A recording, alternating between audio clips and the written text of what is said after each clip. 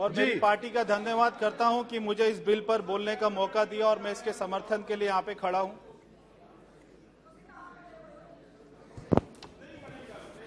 और मैं शुरुआत में ही सदन को बताना चाहता हूं, देश को बताना चाहता हूं, विपक्ष को बताना चाहता हूं, हम जिस दिल्ली की बात करते हैं वो एक यूनियन टेरिटरी है, कोई राज्य नहीं है। बार बार दिल्ली के मुख्यमंत्री द्वारा राज्य के अधिकार मांगना और ये सारा विपक्ष आज जो गठबंधन बनाकर उनको समर्थन कर रहा है, ये अपने आप में बहुत ही विचित्र की बात है। ना जाने कैसे कैसे अपशब्द बोलकर दिल्ली के मुख्यमंत्री ने, जो यहां पर कांग्रेस के लोग बैठे हैं, डीएमके के लोग बैठे हैं, जितनी भी पार्टी आज उनको समर्थन कर रही है, कि आज वो सारी बातें सोचकर भी बहुत ही अपमान सी स्थिति हो जाती है कि कैसी बातें गठबंधन को बोला। और आज ये सारे नेता उनके साथ में बैठकर मिलकर उनको सपोर्ट करते हैं। मैं अपनी बात को 2 लाइन से शुरू करूंगा कि जिनका विरोध करने राजनीति में उतरे, आज करने को गठबंधन उनके यहां पर प्राइवेट जेट से उतरे।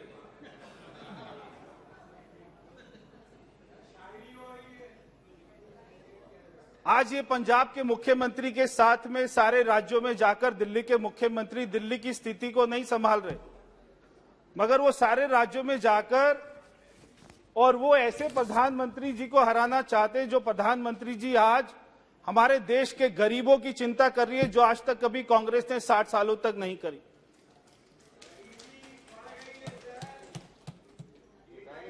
मैं बताना चाहता हूं कि दिल्ली, हम जिसको भारत का दिल कहते हैं, वो देश की राजधानी है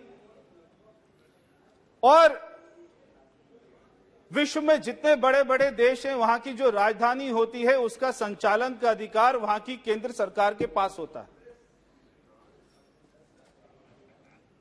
हमारी दिल्ली में ये संसद भवन भी है, तो हमारी दिल्ली में सारी नेशनल एजेंसीज के हेडक्वार्टर भी हैं। हमारी राजधानी दिल्ली में सुप्रीम कोर्ट है, तो हमारी राजधानी दिल्ली में सारे विदेश के एम्बेसीज भी हैं। अब ये सारे अधिकार को चलाने के लिए किसी एक राज्य के मुख्यमंत्री, दिल्ली के मुख्यमंत्री को नहीं दिया जा सकता। जब आज हमारी राजधानी दिल्ली की बात आती है, तो हमारे देश की छवि, हमारे देश की विश्वसनीयता, हमारे देश का वैभव, हमारे देश की प्रतिष्ठा, ये सारे अपना विश्व के पटल पर ताक पर होती है। जब देश का ऐसा कोई जिला नहीं है जहां के लोग दिल्ली में नहीं रहते, तो आज हम दिल्ली को मिनी इंडिया भी कहते हैं, इसमें कोई गलत बात नहीं।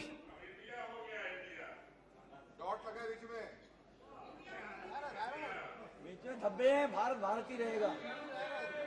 मगर बार बार दिल्ली के मुख्यमंत्री को हम ये कहते हुए सुनते हैं कि मुझे राज्य के अधिकार चाहिए, ट्रांसफर पोस्टिंग के अधिकार चाहिए। एक आदमी दुकान पर जाता है टीवी खरीदने के लिए और वो वहां पर सारा मुआयना करके बोलता है मुझे ये वाला टीवी खरीदना है।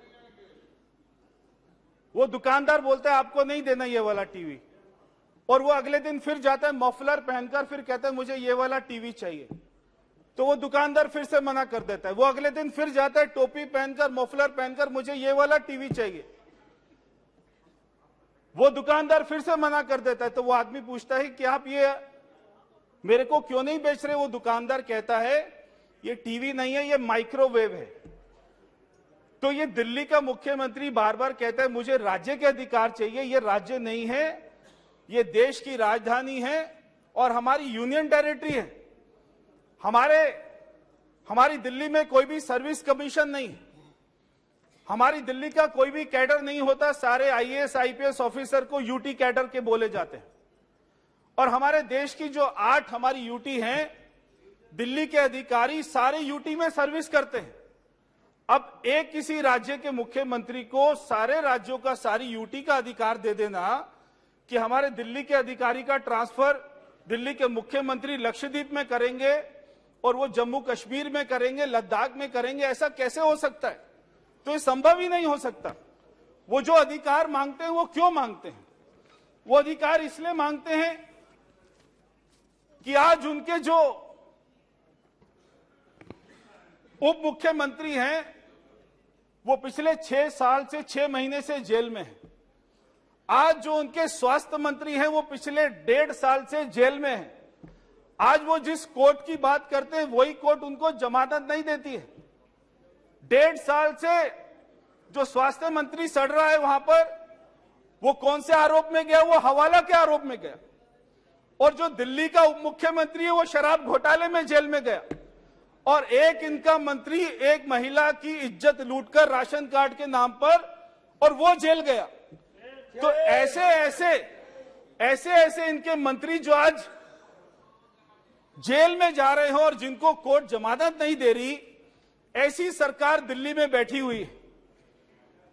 ये वही सरकार है जो 2013 में मैं भी विधानसभा का चुनाव लड़ा था, मैं भी विधायक बना, और ये कांग्रेस के साथ में समर्थन कर दिल्ली के मुख्यमंत्री केजरीवाल ने कहा कि मैं अपने बच्चों की कसम खाता हूं कांग्रेस का समर्थन नहीं लूंगा, मगर कांग्रेस का समर्थन लेकर सरकार बनाई। और वो सरकार क्यों गिराई? जन लोकपाल करके कि मैं जन लोकपाल लेकर आ रहा हूं, वो मुद्दे पर सरकार गिरा दी। मगर आज 8.5 साल हो गए दिल्ली में जन लोकपाल नहीं आया है। ये इतना झूठा व्यक्ति है आज जो दिल्ली के लोगों को मिला है। और ये सदन को जानकर बहुत ही हैरानी होगी कि दिल्ली के मुख्यमंत्री 8.5 साल से सरकार में हैं। 8.5 साल से वो 8 बार भी अब अपने सचिवालय नहीं गए। 8 बार भी वो सारे आईएएस ऑफिसर को अपने घर पर बुलाते हैं। और एक बार उन्होंने दिल्ली के जो पहले मुख्य सचिव रहे अंशु प्रकाश जी, रात को उनको अपने घर पर बुलाकर अपने विधायकों द्वारा उनकी पिटाई कराई। आज भी वो केस चल रहा है। तो क्या कोई सोच सकता है एक मुख्यमंत्री अपने मुख्य सचिव को पीटता हो? एक मुख्यमंत्री आईएएस ऑफिसर को बुला के उनकी बेइज्जती करता हो और वहां पर उनको गालियां देता हो, और फिर ये बात करते हैं कि आईएएस ऑफिसर की ट्रांसफर पोस्टिंग का अधिकार हमें मिलना चाहिए। जब दिल्ली में कोविड आया तो ये वही मुख्यमंत्री है दिल्ली के जिन्होंने हमको संभालने की बजाय, गरीब लोगों को संभालने की बजाय, यूपी बिहार के लोगों को संभालने की बजाय लाखों लोगों को बॉर्डर पर भेज दिया मरने के लिए कि आप अपने अपने राज्य चले जाइए। वो तो हमारी सरकार थी, हमारे गृह मंत्री जी थे, हमारे प्रधानमंत्री जी थे जिन्होंने दिल्ली में हॉस्पिटल बनाए, हमारे लोगों को वैक्सीन दी, हमारे लोगों को इंजेक्शन दिया और आज हमारे दिल्ली के लोगों की जान बचाई। वरना दिल्ली के मुख्यमंत्री ने हमको अपना मरने के लिए छोड़ दिया था। और क्या बोलते हैं दिल्ली के मुख्यमंत्री? वो कहते हैं कि बिहार के लोग तो केवल 500 रुपए का टिकट लेते हैं, दिल्ली में आते हैं, लाखों का इलाज करते और चले जाते हैं। जो आज ये नीतीश कुमार जी के आदमी बैठे हैं, यहाँ पे सांसद बैठे, मैं उनसे पूछना चाहता हूं, आपने कभी दिल्ली के मुख्यमंत्री से कहा कि आप हमारे बिहारियों के लिए ऐसा क्यों बोलते हैं?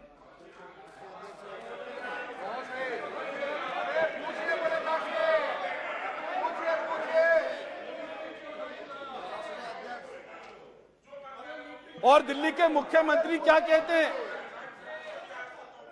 और दिल्ली के मुख्यमंत्री क्या कहते हैं कि ये जो तमिलनाडु से बच्चे दिल्ली यूनिवर्सिटी में पढ़ने आते हैं और वो यहां की सीटों पर कब्जा कर लेते हैं।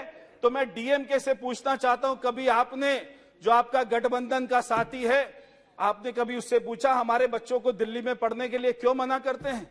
तो ये गठबंधन तो कर रहे हैं, वो इनको गाली दे रहे हैं, और जैसे ये बिल पास होगा ये सारा गठबंधन बिल्कुल ताश के पत्ते की तरह गिर जाएगा, ढर जाएगा। ये